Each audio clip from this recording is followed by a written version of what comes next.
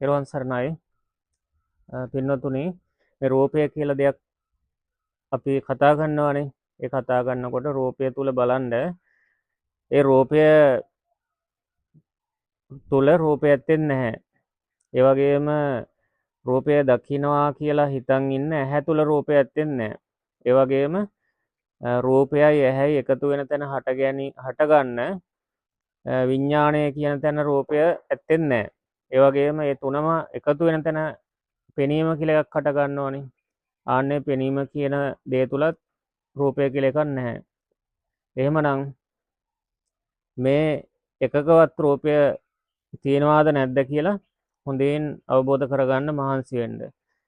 අපි කියලා දුන්නට විතරක් මදි.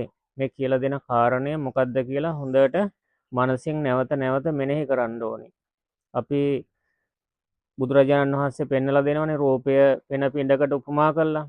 එනම් පෙන පිඬ කියලා කියන්නේ මේ මායාවක් වගේ පේන දෙයක්. ඒ කියන්නේ මේ මොහොතේ හටගෙන සැනින් ඒ මොහොතේම බිඳිලා යනවා.